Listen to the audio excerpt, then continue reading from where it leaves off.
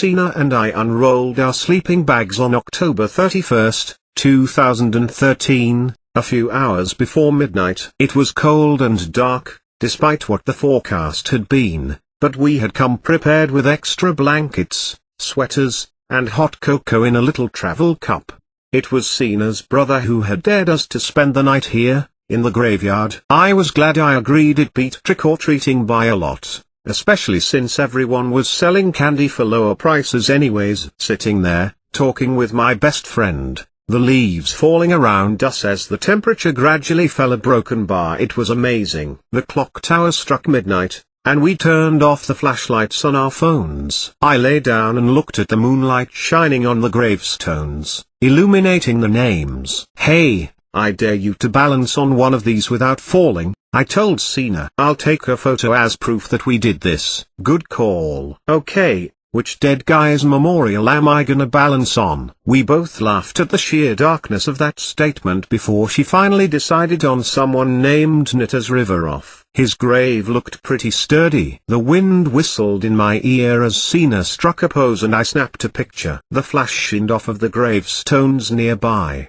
and shined in Sina's eyes. It shined off of a figure on the path. "Is someone there?" I called, turning on the flashlight on my phone and shining it on the path. But there was no response. No person. Nothing. "I think it was just a trick of the light," Sina said with a smile, standing on one foot. "Or can you see ghosts now?" "I can see the headlines now. I'm the ghost whisperer." I shot her a glare that I hoped she could see despite the growing darkness. I looked up, watching as a cloud covered up more and more of the moon. I shivered. Sina hopped off of the gravestone, and I decided to take a selfie to prove I did this, too. Sina's the type of person that would probably claim that she was here on her own, and if I didn't have proof, I'd lose my share of the bet. I kneeled next to the memorial and pressed a button on my phone. The camera flipped around, and I saw my shadow in the background. It was creepy. The phone looked like a knife in my hand, and my body looked like a man hunched over instead of a 14-year-old girl taking a picture. It looked like the figure I thought I saw on the path. My mind silently whispered for me to run, but I shook my head and took the photo. The flash went off directly in my eyes, and I flinched. My eyes flew shut, and I felt something brush my neck. I opened my eyes, whirling around, but there was nothing. "It's a ghost," Sina taunted. "Oh, shut up." I took a deep breath. It was probably a leaf, or a bug, or maybe even just the wind. I took the photo again, forcing my eyes to stay open. I looked at the images. Sina's face was almost impossible to see. She was silhouetted in the moonlight, even though I could have sworn the flash had been on. I swiped to the selfie and saw the same problem. "Hey, am I going crazy, or did I use flash when I took those photos?" Silence. I clicked off my phone. "Sina." The wind whistled louder and I felt a raindrop on my head. It was dark,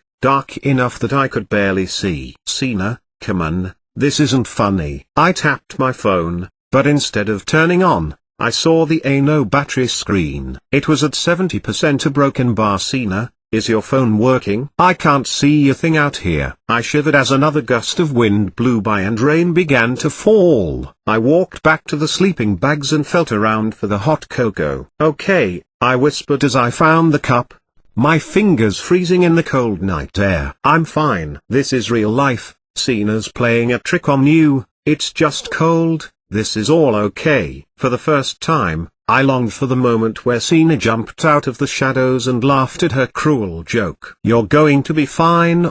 "Fine, fine, fine." My voice echoed as the dark became even more unbearable. "You're going to be fine." Who's the? ? Silence. I frantically tapped my phone screen, desperate for light of any kind. I looked up at the sky, but there was no moon to be seen. The clouds had completely covered it up, and all of the streetlights were out. "Sina, I'm going to drink all of the hot cocoa," I said. Sina would kill for hot cocoa any day. If that didn't make her respond, nothing would. I heard behind me. I whirled around, but only saw Nitas Riverov's grave. The rain began to pour harder and harder. "Sina, what have you done with Sina?"